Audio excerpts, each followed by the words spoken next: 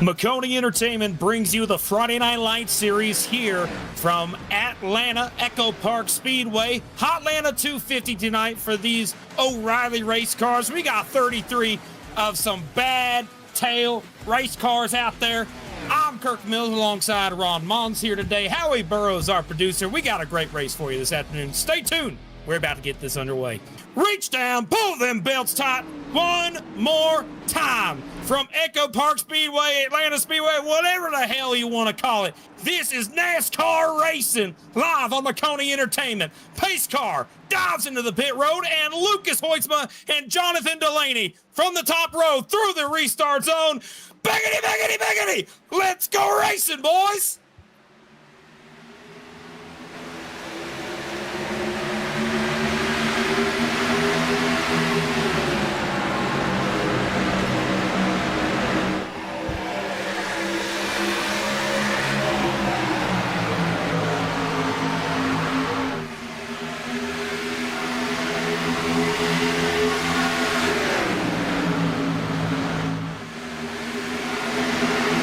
First time around, Lucas Hoytsma is able to secure the lead as the outside line dissolves back to the fourth place for Delaney as they're single file up until now. Going into the corner, Joe McWhorter goes up to the outside trying to go for the lead. Yeah, and so McWhorter looking to pounce very early as we go along throughout this race, and the track continues to evolve, and these tires start to wear down to the canvas. Getting these moves done is going to be harder and harder, so you can see these drivers having that extra level of aggression. McWhorter again, that top spot. Jacob Simpson following in behind. They're still side by side for second, and look at Andrew Dyson finding himself in the midst of a Hornet's Nest back there as well. They have not been able to catch back up to that 97. Coming to get one more lap to go on the stage, side by side for second. Delaney and Joe McWhorter there running P2 and 3. But Eric Wineland has shown up to P4. Where did he come from? He's trying the very top lane, trying to chase down Hoytsma. Will anybody get there in time? We're going to find out here in less than half a lap. As up into the wall goes Truel. Truel's in the wall, off the pace, falling off, going back. And it looks like Hoytsma's, as long as he's able to navigate these final two corners, he's going to get this in the bag. Out of turn number 4. Oh, there's the 6 car shoving him up. 3 wide for P2, but Hoytsma wins the stage. And it looks like the 73 of Joe McWhorter will hang on to P2. And what a run. And it looks like everybody gets a decent restart. We're back going.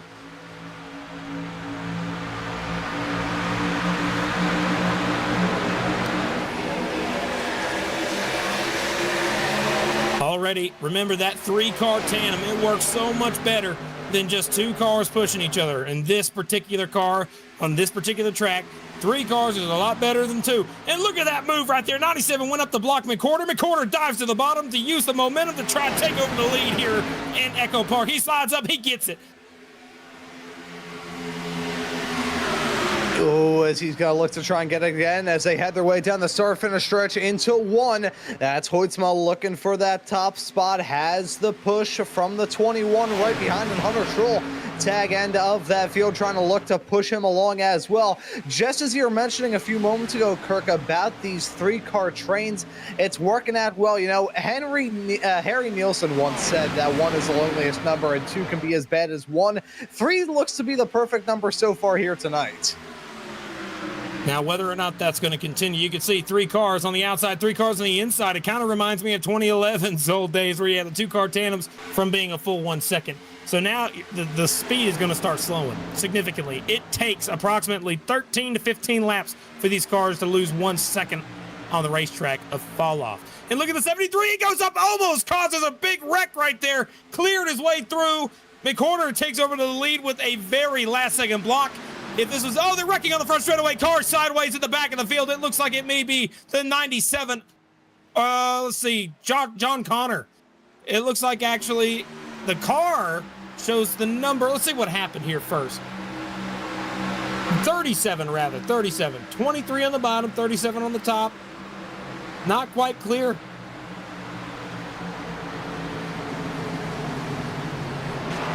Yeah, unfortunately there for Daniel Llewellyn. I usually keep my eye on Daniel on these super speedway races. Scored the victory in the season opening race at Daytona last season, but since then it has been a torrid run of things here in this championship. Unfortunately, get as many stage points as humanly possible. Help him get all the stage wins he could possibly get. But what he wanted in return was the win of the race. 22 is being that teammate right now on the final lap of stage 2, currently leading. The top 2 spots are him and his buddy. Here comes the 6 of Delaney trying to go to the bottom. Delaney dives it in, gets blocked off from the 73. 6 slides up the hill. Here comes this 21. 3 wide for P2 again, but McWhorter's going to take stage 2 this time, and the 22 will take second place, followed by Truel, Delaney, and the rest of the field on your screen. He gets a good jump. McWhorter chose the top, and it worked out for him. Now, it's all about trying to go for the win. And remember, fastest lap of the race is probably going to happen in 2 laps from now.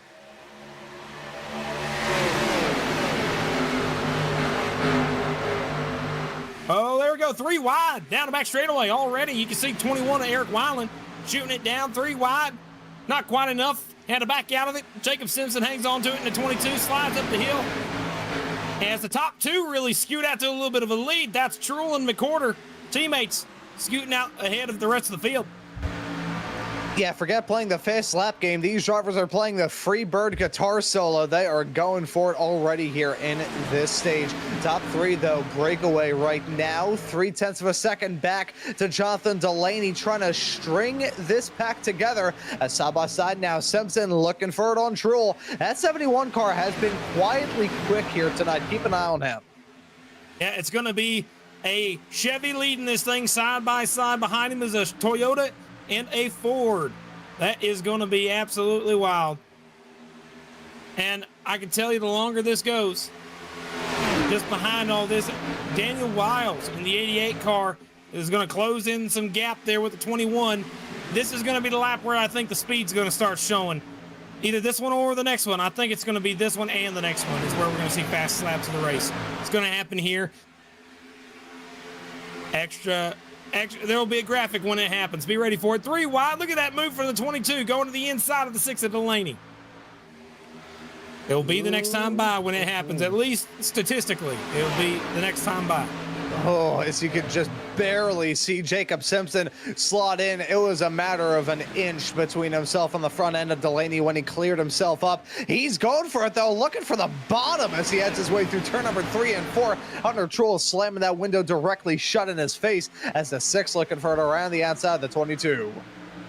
Just like that, crossing the line. Anybody getting it? Let's see.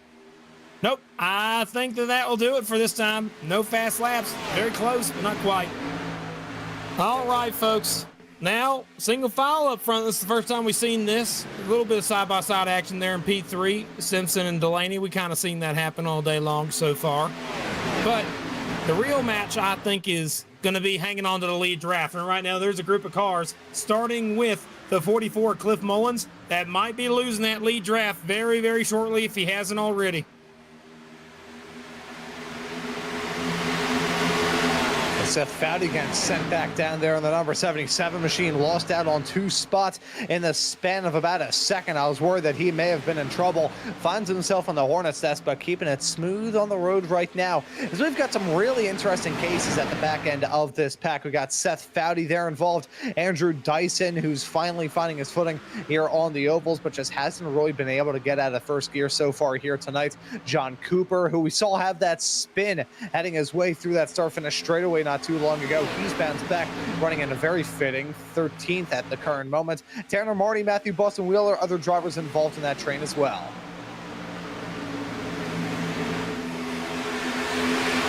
Up front, you can see the accordion starting to come together. The leaders that were ahead in a little single file run, they're starting to lose that advantage, and the rest of the cars behind them are chasing them back down. Leader of that second pack now is Brandon Hunsinger, running P19 right now. He ran a 30.8, and the last car in the pack just in front of him was a 30.6. 30.8 for Andrew Dyson up there in that pack as well. I don't know if they're necessarily catching. They might be maintaining. But right here, the 6 and the 73, nose to tail. Delaney takes the lead for the first time today.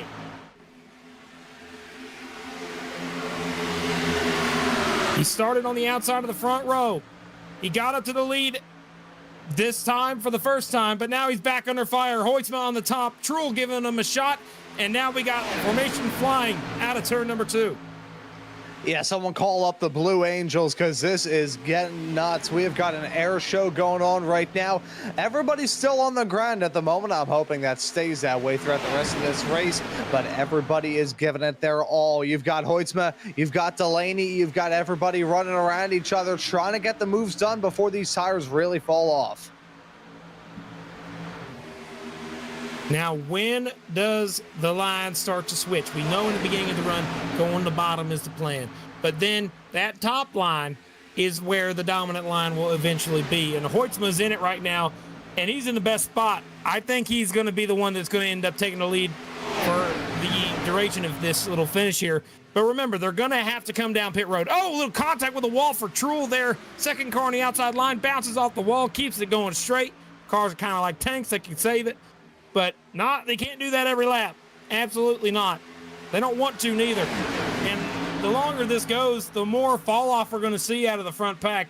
I could say right now, we ran a 30.8. It looks like the consensus is 30.6, 30.7, 30.8 throughout this front pack. The start of this run was a 30.2. Now, what you're going to notice, guys, is we got 18 car pack up front, all the way from Lucas Hoytsma leading this thing to Casey Graves running just behind him. All right, Casey Graves running P18, the tail of this little line here.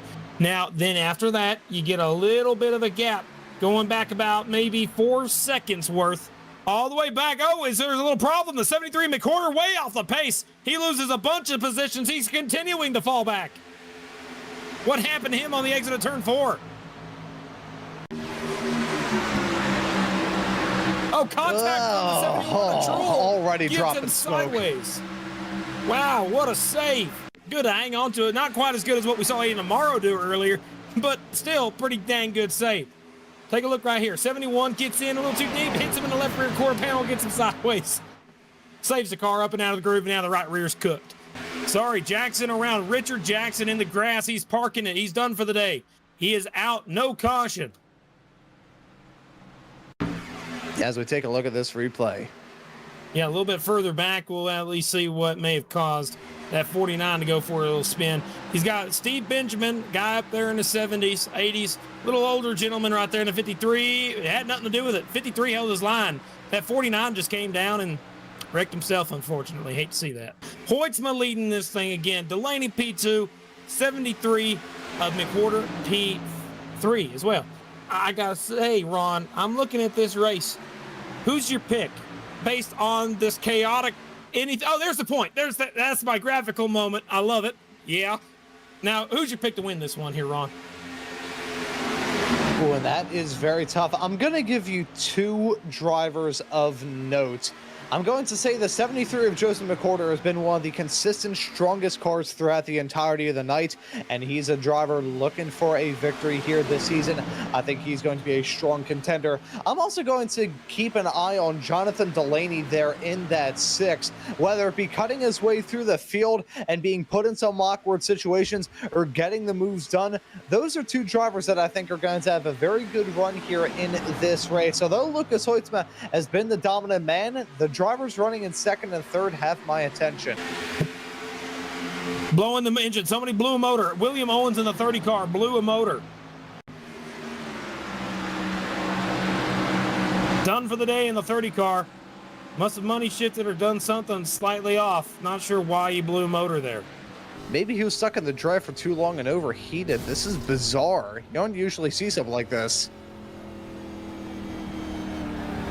A little bit of contact. Looks like he actually had a wreck here. Man, so that's unfortunate for him in that 30 car. He's going to be out of the race.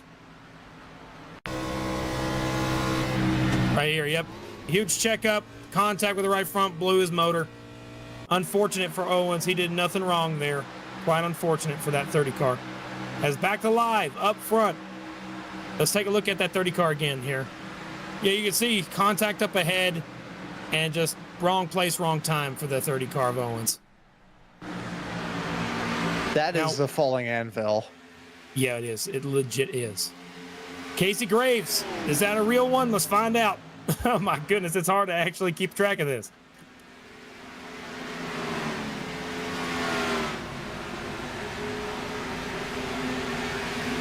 Yeah, whether it is or not, I gotta say, Casey Graves has not had a good race. It has been just a brutal run. No, he's been fine. Casey Graves actually was running in the top 10 most of the day. I'll be honest, he got a good stage points most of the day too. And compared to Delaney though in that in-season challenge, well, you know, that's like the race win versus a top 10. You know, a good race could be a top 10. It's not a great race, but it's still, he's having a good day. It's not bad. Boy, Wow. as they nearly wiped themselves out down the backstretch. Left rear quarter panel might have a little bit of a scar from that, but coming to get 4 laps to go. The 97 leading away. Dyson, black flag. He's got a problem. He's going to the back further. All right. Side by side for second. And remember what we said in the middle of this race. The 22 had made an agreement with the 73 that he was going to help that 73 win as many stages as he possibly could. They got him to win stage 2 and finished great in stage 1. But now, the other part of the bargain, that 73 has got to help that 22 try and win that race. But he's got 2 of the toughest champions in this series to try and beat with 3 laps to go. Still side by side for second as the 73 closes in on this. And also, John Connor showing up in this as well. Yeah, and John Connor looking to shock the world there in that 87-97 hodgepodge abomination there. He's in 5th. He's got the strongest draft, but time is running out. I think it may be a 3-horse race with 3 to go. Coming across the stripe, this is the 2 lap to go mark. I don't know if there's going to have enough. They gotta make a run. They gotta create something. They cannot stay side by side and expect to catch this leader. The 22, 6 car got up in the wall. He got a little less momentum that time, but side draft's going to help the 6. I think 6 might clear here. Lap car the 91, not a factor. Lap car 91 on the bottom. He might influence this slightly. 22 is going to get a little bit of a draft from that 91. That's going to help him. Coming to get the white flag. 1 lap to go here from Atlanta. Echo Park. 22 slides in behind the 6. It's over at this point. 6 car is going to try and go for the lead. He hits the apron. A little loose. Goes up the racetrack. 22 is developing a run. He's going to have it. I don't think he's going to have enough to catch the leader. 6 goes down a block. 22 does not want to work with that 6 car. Going through the final turns, 3 and 4, single file. Not much work can be done. 6 car Delaney closes in on the 97, tries to go to the top, but it's not going to be enough. And Lucas Hoytsma is going to come to the line and win in Echo Park.